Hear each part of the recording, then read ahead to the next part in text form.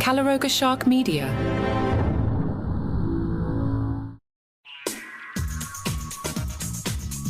Hi, and welcome to Taylor Swift Today, a short roundup of all the headlines around Taylor's music, tours, movies, and life. In the lead-up to Saturday's AFC wildcard game, the spotlight was once again on the world's most famous Chiefs fan, Taylor Swift. Former Packers quarterback Brett Favre shared his perspective with TMZ, suggesting that singer Taylor Swift might face blame if the Chiefs failed to make it to the Super Bowl. Meanwhile, ex-Colts coach Tony Dungy discussed the Taylor Swift effect on the NFL during an interview with Fox News. Dungy expressed his concern about external factors, such as entertainment value, affecting the essence of the sport, stating, "That's the thing that's disenchanting people with sports now." Dungy's comments were not unique, as Taylor Swift had previously been compared to Yoko Ono and held responsible whenever the Chiefs encountered losses. Or her boyfriend, tight end Travis Kelce, faced challenges on the field. During the Dolphins-Chiefs playoff game, some fans expressed dissatisfaction when TV cameras captured Taylor Swift exchanging high fours with Chiefs fans and enthusiastically participating in the swag Surfin celebration. NFL Network host Rich Eisen strongly criticized the ongoing criticism directed at Swift. He expressed his bewilderment on The Rich Eisen Show by stating, "We showed a photograph of Taylor Swift. I can't believe I have to say this. I'm just going to say it. I tweeted it out, and this isn't virtue signaling or anything stupid like that." Co-host TJ Jefferson suggested that people might object to the frequent camera shots of Swift during the game. Chris Brockman, another co-host, humorously questioned whether that was any worse than more shots of Chiefs coach Andy Reid's frozen mustache. Jefferson emphasized that people attend football games primarily for the football. Eisen staunchly defended Taylor Swift, highlighting her status as one of the most globally recognized individuals and emphasizing her right to enjoy a football game while supporting her boyfriend. He argued that showcasing her on screen shouldn't diminish the enjoyment of football for viewers. In fact, Eisen viewed it as an opportunity to attract new fans who were more interested in seeing Swift on screen. Eisen also pointed out that other sports broadcasts often feature prominent figures like Dallas Cowboys owner Jerry Jones without similar criticism. He concluded by urging people to move beyond blaming Swift for any issues faced by Kelce or the Chiefs, emphasizing that it reflected more on the critics than on her. In essence, Taylor Swift's presence at Chiefs games stirred debate and controversy, but defenders like Rich Eisen argued that it shouldn't overshadow the enjoyment of the sport itself. In a heartwarming moment that echoed scenes from art, the Saturday Kansas City Chiefs game witnessed a generous act by Taylor Swift. As the chilly winds swept through Arrowhead Stadium, Taylor shared a touching moment with Beth Vansel, both enduring the freezing temperatures to support their beloved Chiefs in a playoff game against the Miami Dolphins. Taylor Swift, seated in her customary box suite next to Brittany Mahomes, was there to cheer on her boyfriend. Amidst the Chiefs' dominating 26-7 victory, Swift had a realization. She spotted Beth Vansel, who happened to be seated right in front of the anti-hero singer's suite, and recognized that Vansel needed a scarf more than she did. Without hesitation, Taylor removed the scarf from around her own neck and handed it over to the grateful St. Louis resident. Recalling the heartwarming moment Vansel shared with People magazine, "During the game, Taylor coined me as her good luck charm, noticed my face was bright red and gave me her scarf. The scarf smelled like home."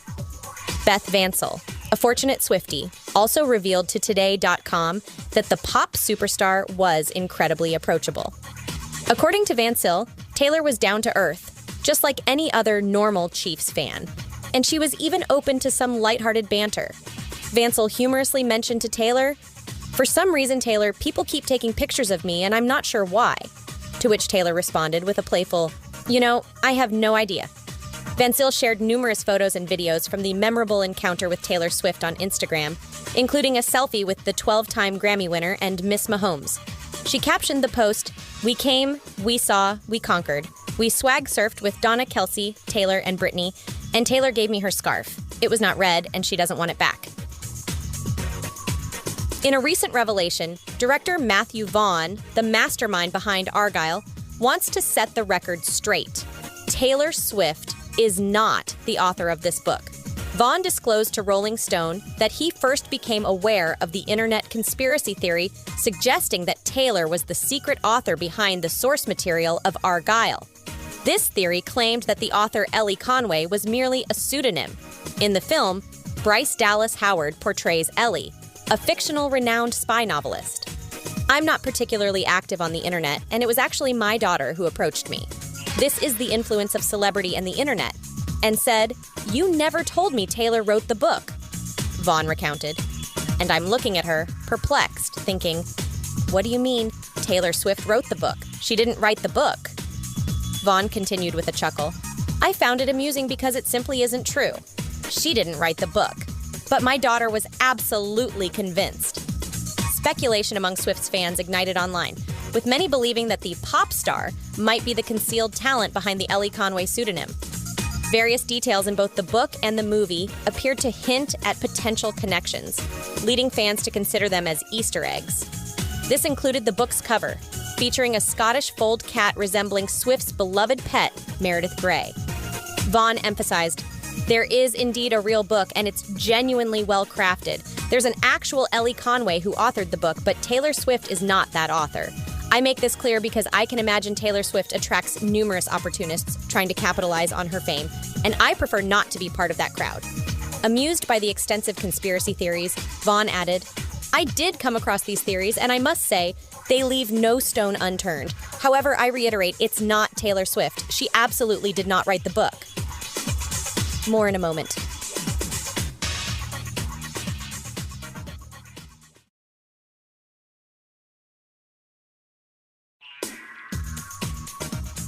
TMZ and Page Six seem to be engaged in a clash of conflicting sources regarding the potential engagement of Taylor Swift and Travis Kelce. Of course, it's worth noting that only Taylor and Travis truly know the details of their relationship, making this a subject of intrigue and amusement for all of us. In case you missed it, Page Six recently spoke to an insider who casually dropped the bombshell that the couple is considering an engagement this summer precisely on their one-year anniversary. However, TMZ's insiders vehemently dispute this claim, asserting that an engagement is definitely not on the horizon anytime soon. According to their reports, a proposal isn't forthcoming in the near future, and sources have unequivocally stated that there's absolutely no engagement in the works between Taylor and Travis right now. TMZ goes a step further, suggesting that some insiders don't think it'll go the distance, and that a few of Taylor and Travis's friends believe they are still in a honeymoon phase. They also anticipate a potentially challenging phase in their relationship, as Taylor resumes the Eras Tour, which will require them to navigate a long-distance relationship.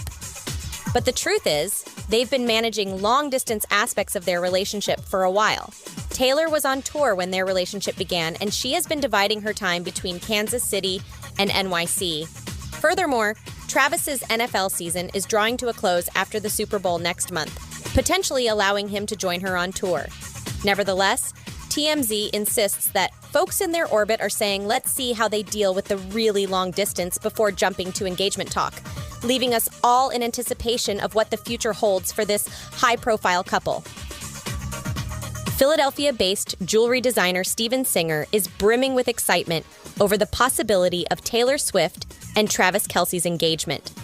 So thrilled, in fact, that he's extending a generous offer of a custom-made ring worth $1 million for the proposal.